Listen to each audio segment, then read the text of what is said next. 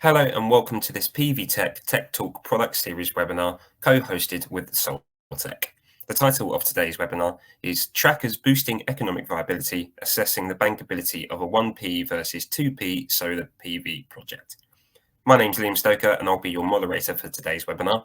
And joining me today are Rob Forey, who's Project Manager at Black Veatch, and Colin Caldwell, who's Vice President of Sales for North America at Soltec. Before we start though, some housekeeping. Today's webinar will last approximately 45 minutes. Shortly, Rob will open proceedings with a discussion on Black Veatch's bankability principles, followed by Colin, who will talk us through the considerations of deciding between 1P and 2P configurations for your solar project. Following those discussions, we'll host an audience Q&A, so if you do have a question, please use the dialog box on your screen. We'll work our way through as many questions today as possible, but if we are unable to get around to your question, please provide your email address and we'll aim to liaise with you directly. The slides and a recording of today's webinar will also be available shortly after the presentation and on PV Tech. But without any further ado, I'll hand over to Rob to begin today's webinar.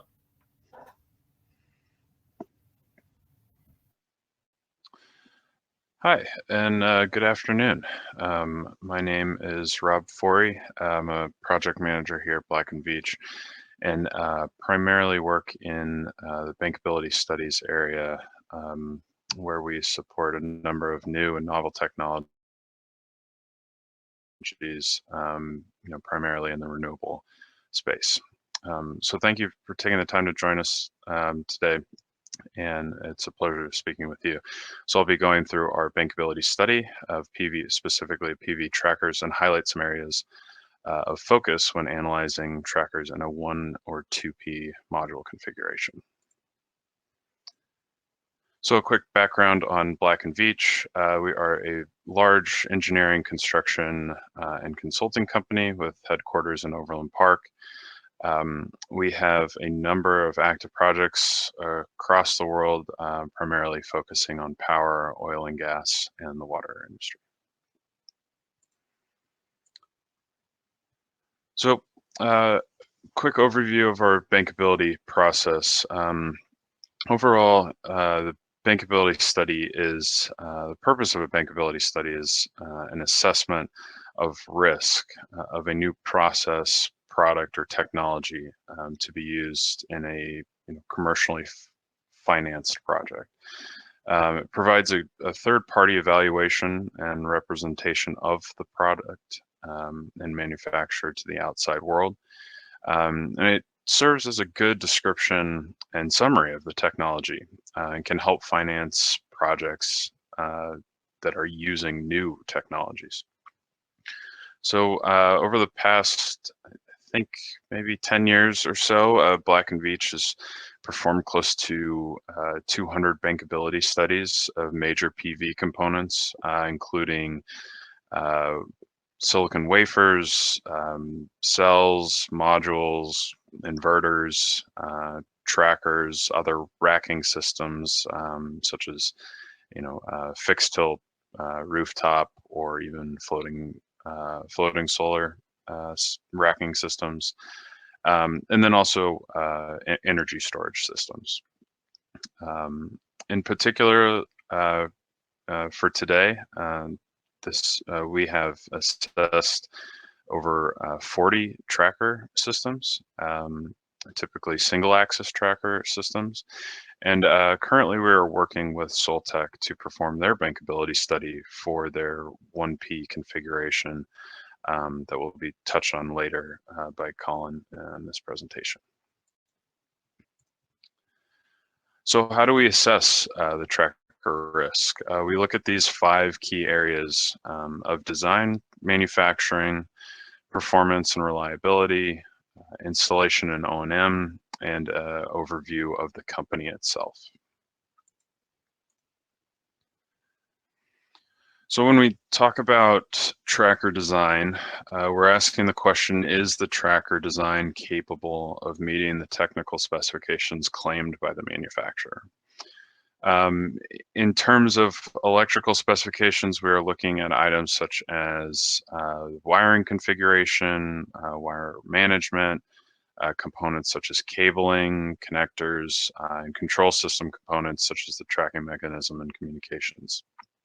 In terms of mechanical specifications, we look at structural analysis. This is key when discussing, 1P versus 2P trackers.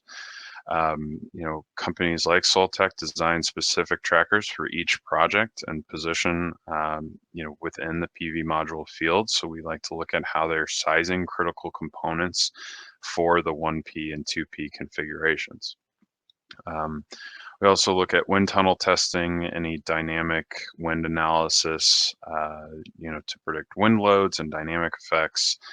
Again, this in turn, these inputs in turn allow for accurate sizing of critical components, including posts, torque tubes, purlins, the motor, actuator, bushings, or the drive links.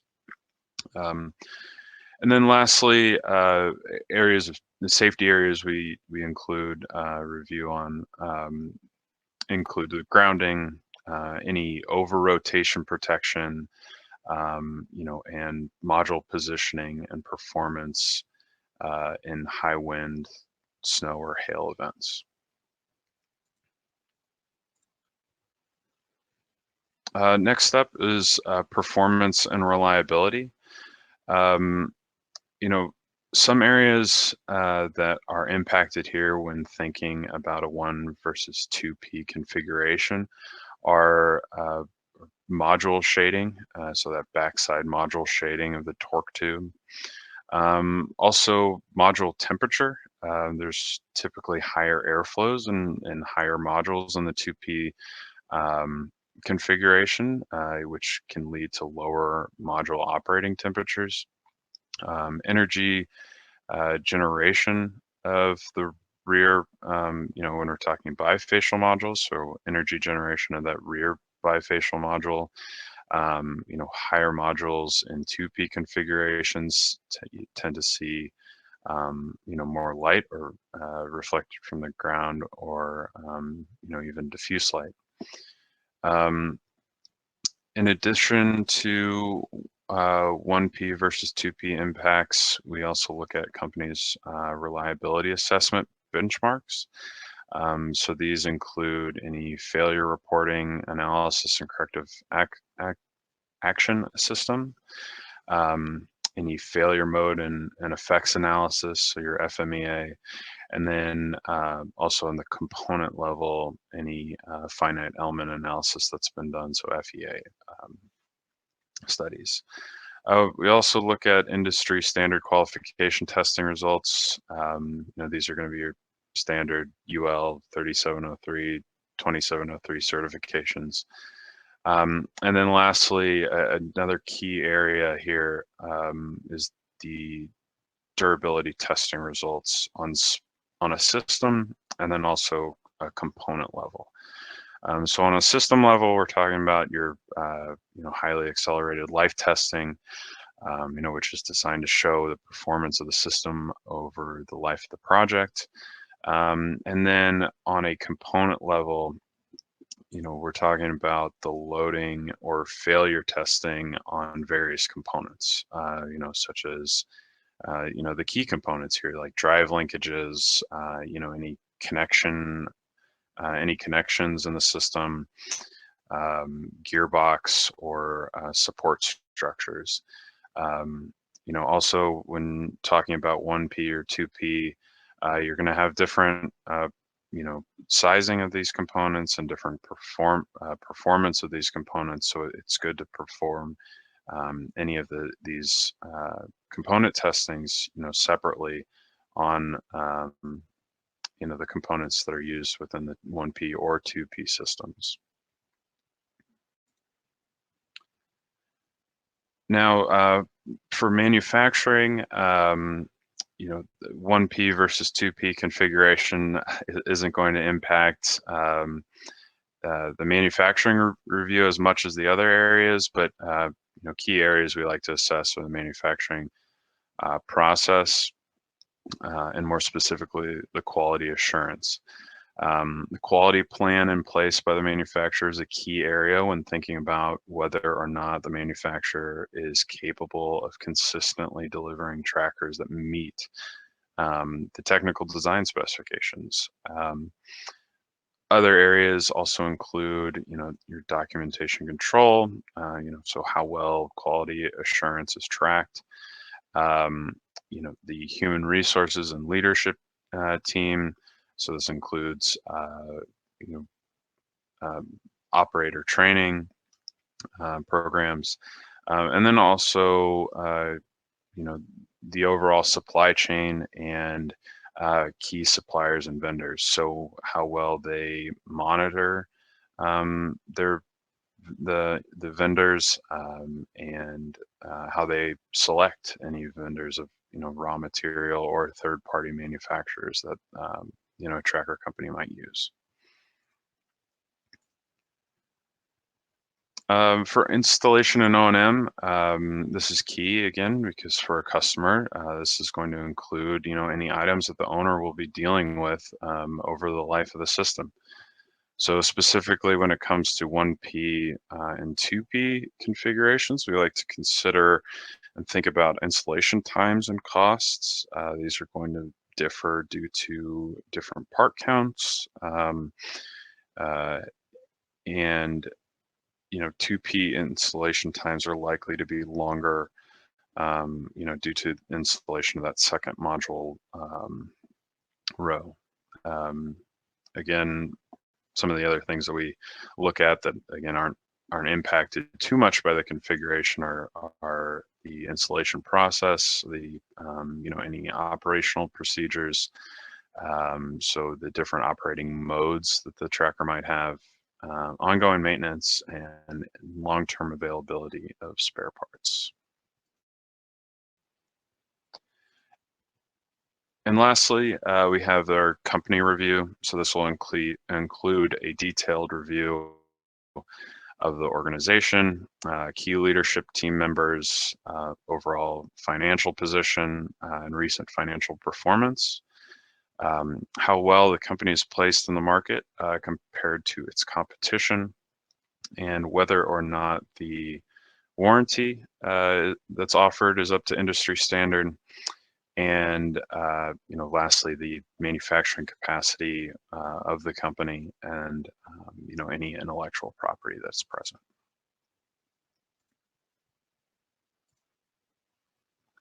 So thank you, for your attention here, and I will pass this off to Colin to talk more specifically about Soltec's offering when it comes to 1P versus 2P configurations.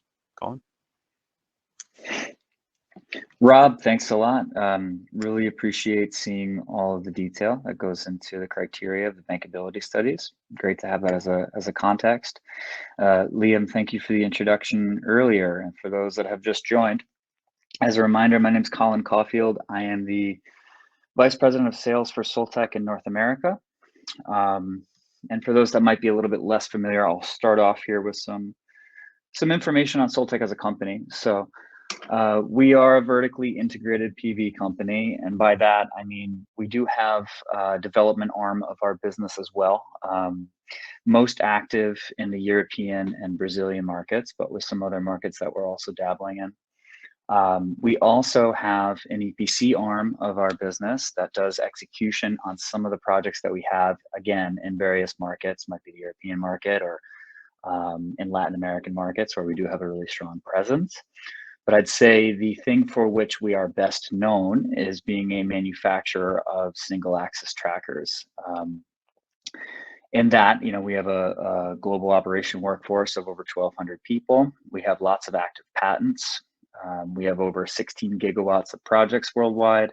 We have a backlog from last year's projects to be delivered of around 4 gigawatts, a pipeline of about 25, and a development pipeline of around 7. This is a quick snapshot of where we have the majority of our installations. You'll see we're heavily weighted in the Americas, Latin America, and North America as well. And then over 3.5 gigawatts of installations in Europe, which is also a growth market for us. This here is a timeline. I mentioned that we were best known as a manufacturer of single axis trackers. So dating back to 2007, we had started out, really 2004, we'd started out as an EPC provider for utility scale projects that were in the European market and some commercial industrial as well. And we noticed within a few years that there was a lot of immaturity in the tracker or mounting space more generally. We started out providing dual axis trackers, which at the time were fairly common for these larger installations. And as the market in general started to mature, we saw obviously much better opportunities and better economics, changing the general architecture over to single axis form factors. And we had a few different versions of our product where we ultimately landed with our SF utility in 2013. This is the product that we started deploying to larger and larger projects, as they grew in size, and we started seeing first, the 12 megawatt scale and then the 100 megawatt scale. This was the product that we were deploying in large numbers, and was our flagship product from about 2013 to 2017 when we launched the SF7.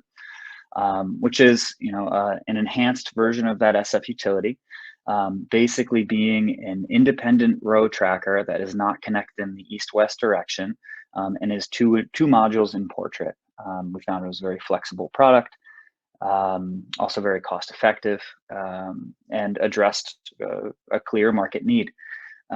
Since that time, we've come up with different variations of the SF7, having a bifacial version, which I will get into in better detail in the presentation, as well as a tandem version that used one motor to drive two parallel rows.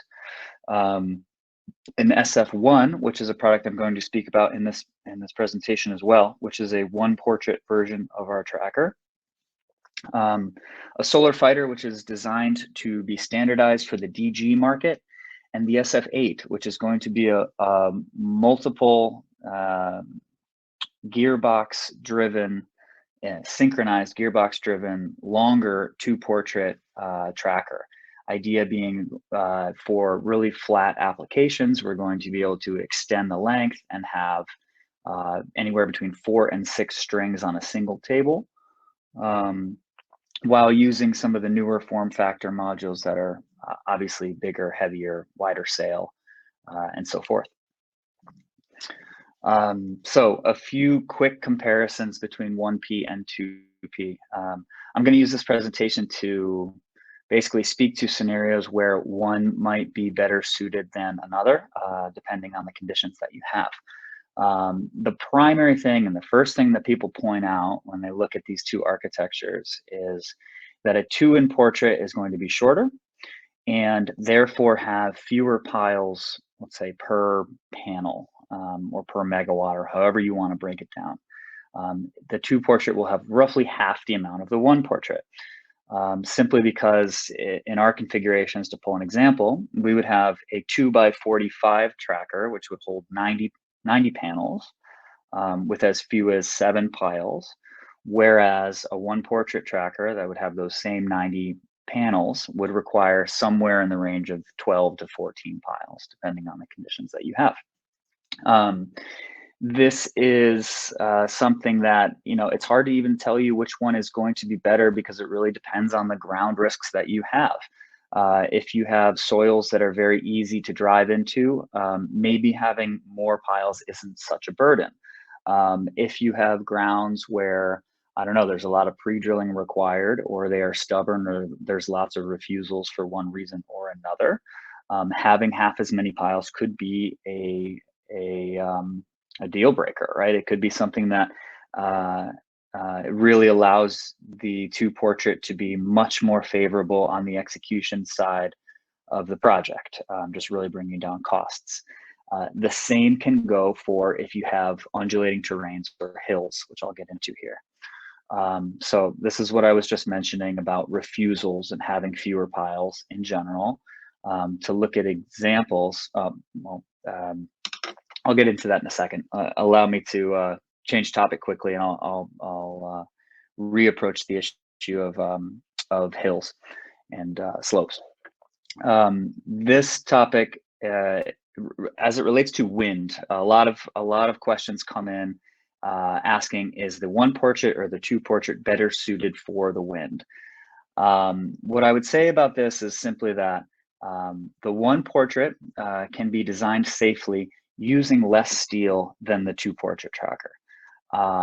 And with that, sometimes the cost of the materials itself will be less with the one portrait. Additionally, there are dampeners that are on the market that can be used and designed into the one portrait design that are effective as a means of mitigating against risks that cause dynamic amplification factors and other problems with the one portrait tracker.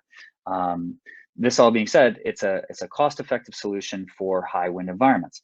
The two portrait can just as well be designed to be safe in high wind conditions. However, it requires having a lot more shorter rows and a lot heavier steel gauges to protect against these pressures. It's not to say that the two portrait is less safe as long as it is engineered properly. It may, however, result in a higher cost on the supply side of the equipment.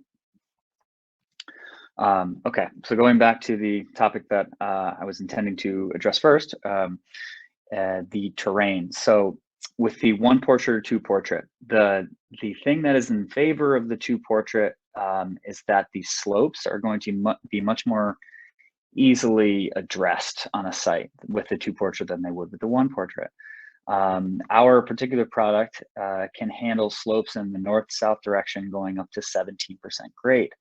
In the east-west direction, they don't even have a limitation, simply because there is no drive line that connects them from east to west.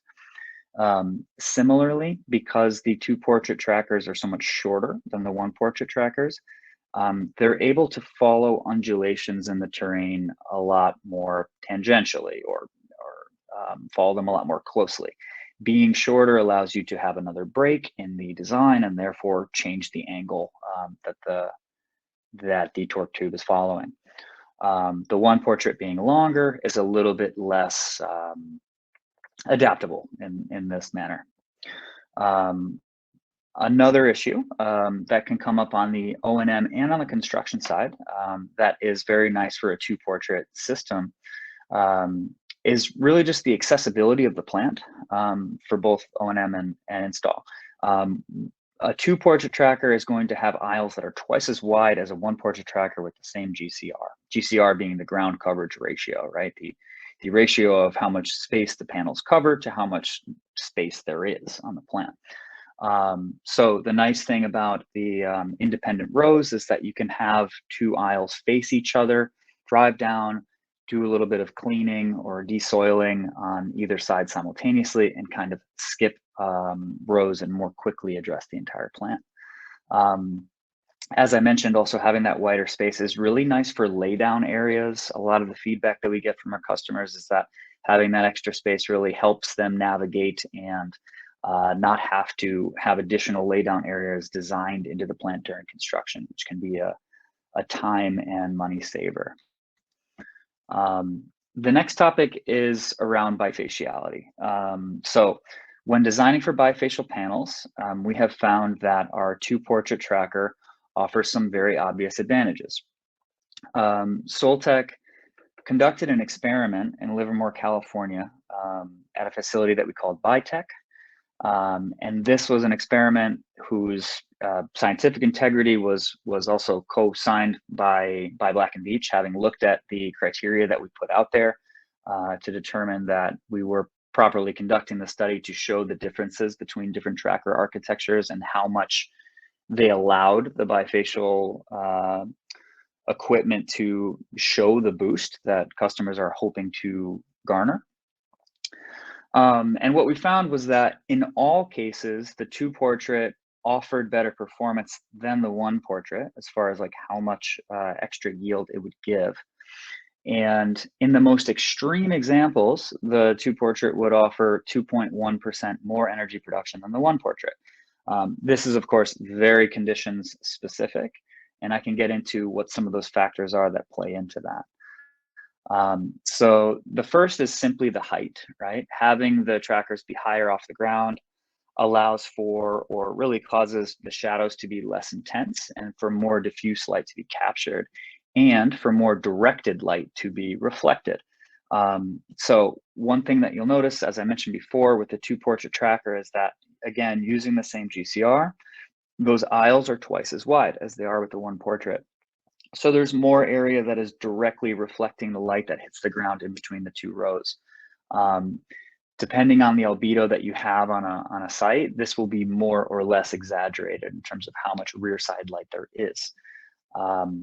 Also, when it comes to sites like those that are pictured here, that have a lot of vegetation concerns, ground maintenance that you have to be aware of, the 2-portrait is considerably higher off the ground when it comes to having a mower that will need to get in there and clear weeds or grass or what have you to maintain the albedo that one had during a certain point, right? So it's just an accessibility thing. It's much easier to get in there and clear the grounds and maintain a consistent albedo year long. Another thing that came up that was very unexpected, but a major factor during the execution of the BiTech experiment was the difference in temperatures that we saw between the 1-portrait and 2-portrait architectures.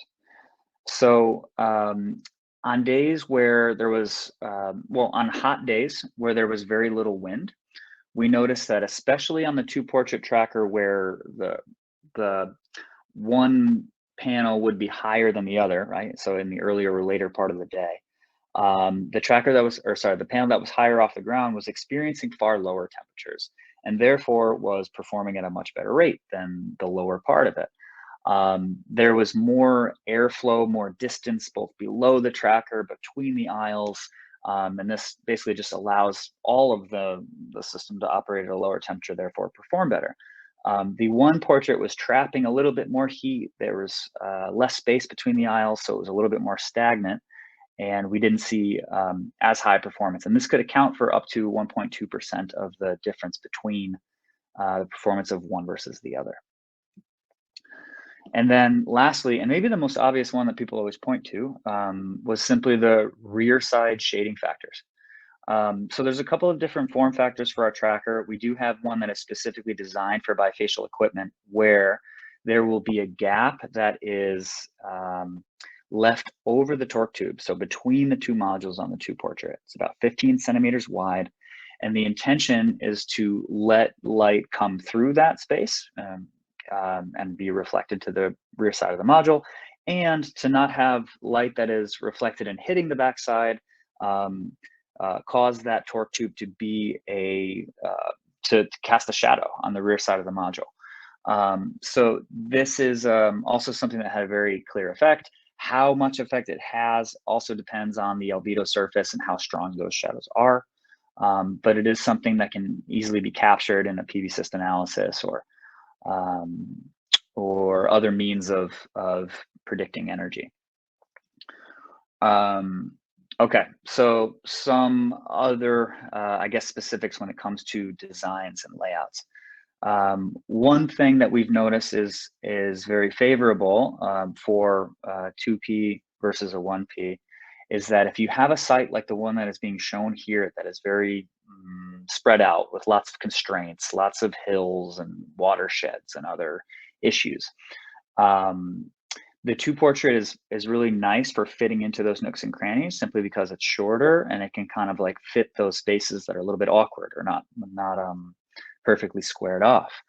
Additionally, if we look at the bottom left-hand corner, we see here that with a ground coverage ratio of 36.5%, that gives an aisle spacing of about 13 feet from edge to edge.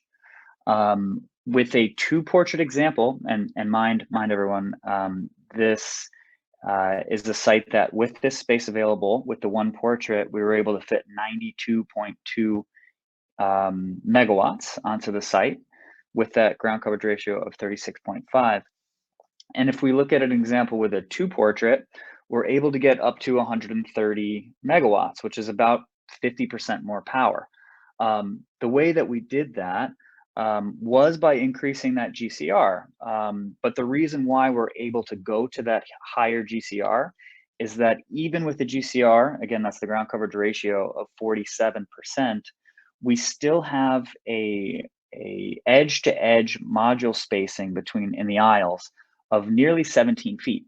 So it's still a very reasonable, navigable site that can be, I guess, used on the O&M side for the construction. Is not too tight, and it just fills out the site much better.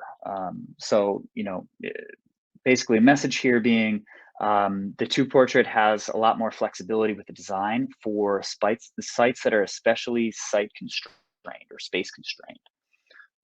These next 2 examples are just a zoomed in version of some of the subfields of the same, where we're able to increase from about 22.7 megawatts to 32 in some of the most extreme examples.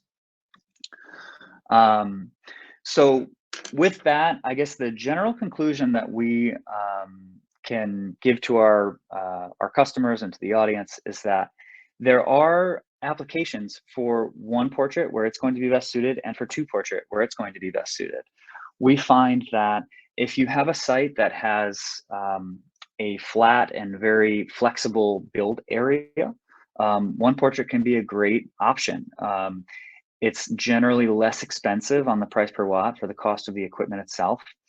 If the grounds are favorable and easy to drive in, despite having more piles, it's still something that maybe is better on the execution side. Whereas, and in high wind conditions, you can also keep your costs lower by taking advantage of dampers and some of the other things that are available to mitigate against those types of risks. Whereas on the 2-portrait side, we find that it's most advisable to apply that to any site that has either hills or rolling terrain, cobblestones or rock in the ground where pre-drilling might be an issue. Potentially with bifacial equipment, simply because it's going to have some better performance numbers. And then, of course, on that last example, showing issues where there are site constraints, the 2-portrait is going to offer a lot more flexibility that allows for people to design in the DC capacity that they have as a goal. So that's kind of how those 2 things break down. And Soltec will always offer itself as a partner that can help developers, EPCs, et cetera, decide what is going to be the best architecture for the site that they have and the constraints that they have. And with that, I think we can conclude here and maybe start taking a look at questions from the audience. Excellent. Well, thank you very much, Colin, and indeed Rob, for those presentations. We can now open the floor to our audience for questions. Once again, if you do have a question for any of our participants today, please use the dialog box on your screen. We have 10-12 minutes or so for questions, so hopefully we'll be able to get through quite a few here. I guess just to start with, Colin, maybe one here. When it comes to the actual designing of a layout, whether it's 1P or 2P, what role can Soltec play in helping that design and having an engineer kind of work with project teams? Some of those examples that I just had on the screen, those are ones where customers came to us with a challenge, right? They had already designed it with a tracker that they had used before. They were really used to how that all came together, and in consulting with us, we showed them ways that they could rethink the best practices that they had always thought would make sense. And so our sales engineers will actually take the initiative to look at those DWGs, see how we can either optimize the site that you already have or completely reconfigure it in the case like I was just showing, where yes, we increased the GCR, but we also got them to the peak power goals that they had originally set out for the project, from which they were nowhere near, right, when they were starting off. So I think that's something that makes Soltec unique, just that much like an engineer of record, like we will take the initiative to iterate the the layouts with our clients and see what's going to help them get to the best LCOE, because obviously that's the name of the game, right? We're looking to install the least amount of equipment that gets to the maximum amount of AC power, right? And just see how that whole balance can shake out. And I think some of our best customers have really benefited from having us on weekly design meetings with them and trying to help them through that whole iteration process, so they're not just kind of, taking a shot in the dark. Sure.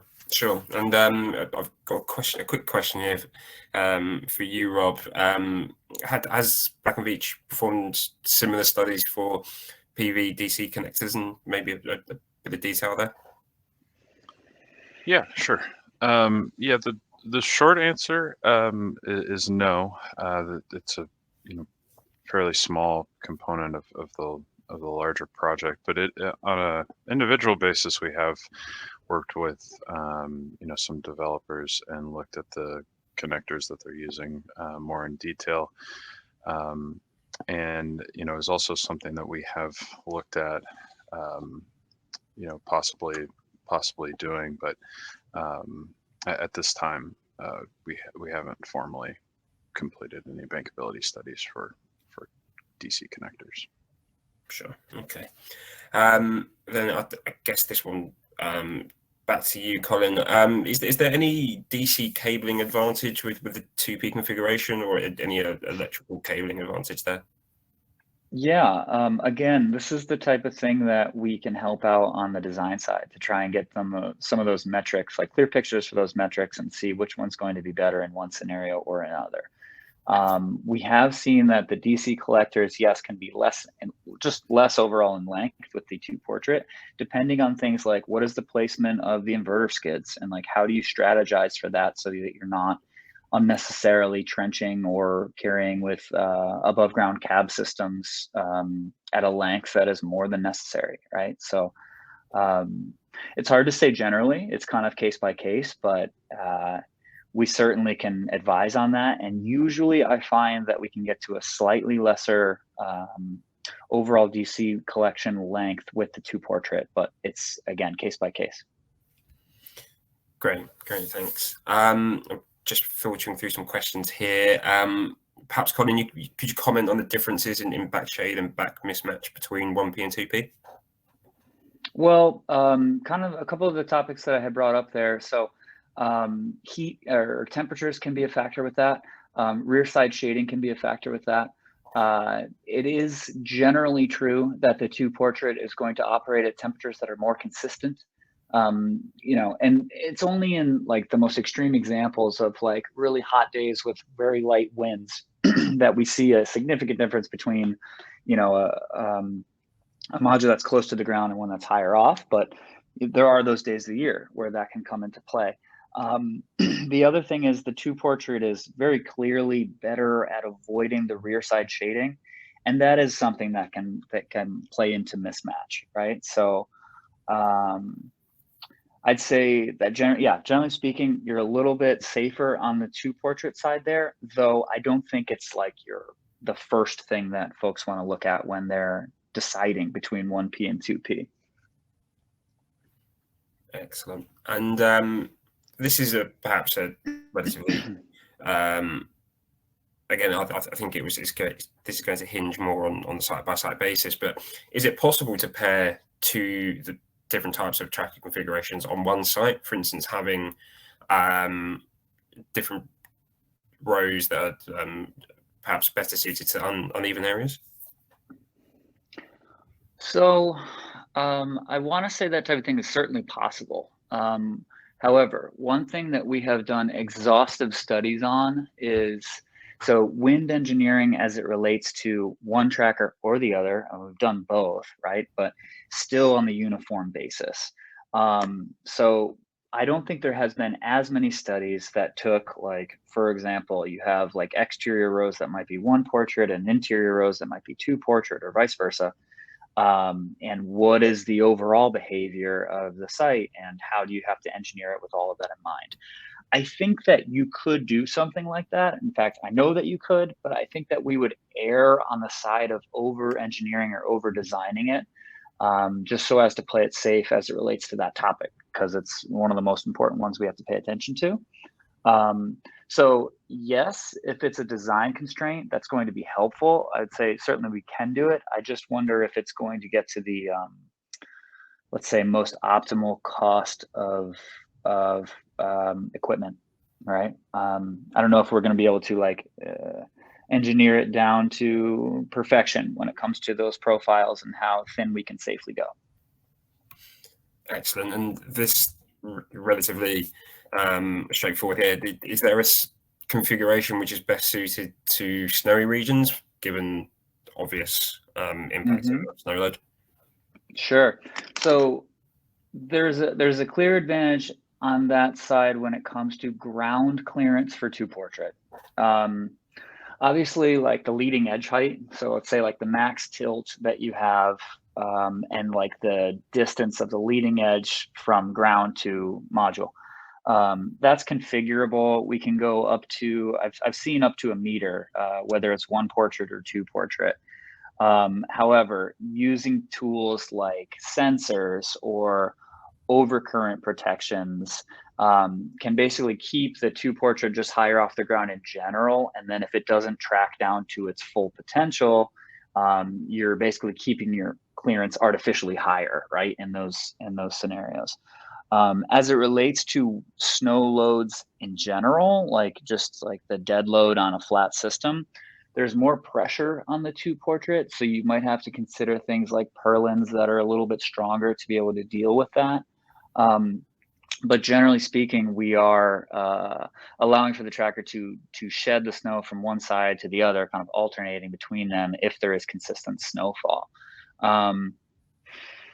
The only other thing I can think is it can have impacts on like how many piles you have to avoid things like the torque tubes sagging in between piles. But there isn't a noteworthy advantage for one or the other in this regard, because like whether one's going to have more piles than the other, I mean, the one portrait is always going to have more than the two, but there could be scenarios where, you know, you're having to add in piles a little bit more often in both cases, simply because you can't have as much distance between the piles. So I know that was like a lot of information for what might be a simple question. And I think that if I were to answer it really simply, I would give the nod to the two portraits simply because it's going to be higher off the ground. But in either case, you can design for it. Excellent, excellent. It's always good to get that kind of level of detail, Colin. So I'm sure it's well received. We've had a couple of questions on cost or pricing. Is there much of a cost difference between 1P and 2P, or is it just negligible based on design? Well, let's see. If we were to take like the most favorable example that you could think of, right? Like you have totally flat square sites, there's no slopes, there's light wind, the grounds are really favorable. There is an obvious, let's say, cost advantage for the one portrait, just using less steel. How much that is, kind of hard for me to pinpoint, but I've seen it, but like upwards of 10% less expensive on the purchase of the supply side. That being said, there's fewer and fewer of those examples out there. And despite the increase in CapEx, or despite the increase of the cost of the materials itself, I've even seen some of those really favorable examples still have an advantage for two portrait, just because of how the energy production modeling works out, and how there might be some advantages for the two portrait there, that despite having a slightly higher price tag, they're still kind of giving more on the back end. So I guess, you know, to again answer the question shortly, I would say that in the most extreme examples, I've seen one portrait be as much as 10% less than the two portrait. In harsher climates, or if there's slopes or whatever, the difference is not that exaggerated, and the advantages that the 2P offers make it a clear choice. Excellent. And by extension, is there much of an impact on or how much of an impact is higher steel cost or steel cost volatility? Is that impacting decisions at all? I'm sorry, can you repeat that? I didn't quite get the question in there. Obviously, with price, how much of an impact is steel, the actual cost of the raw material, the volatility, is that making an impact at all? Sure. So in either scenario, you know, the steel itself accounts for between something like 52 to 64%, as I've seen, of the overall value of the system, right? So with that said, if you see like the steel index go up 10% or the cost from suppliers go up 10%, you can expect that the tracker price, as sold to the customer, is also going to increase by 5 or 6%, like in that same proportion. Same thing if the steel markets go down. So that's sort of the relationship. It's almost like 1 to 2, right? But yeah, so the more steel fluctuates, then yeah, of course, our system, whether 1P or 2P, is going to be impacted by, you know, about 0.5% for every % of volatility. Sure. Unfortunately, that's kind of all we have time for today. I can see a few questions coming in. We'll aim to get those answered. The webinar room will stay active for a few minutes after. Equally, if you haven't had your question answered, we'll kind of aim to do that privately as well. So if you do leave your contact details, we will aim to have those questions answered as well. Just a reminder that the presentation and recording will be available shortly, so keep your eyes peeled on your email and on PV Tech for that. A huge thank you to Soltec and Black Veatch for supporting the webinar today, to Rob and Colin for presenting, and indeed for everyone, all of our attendees today, for their attention. Thanks again, and we hope to see you next time.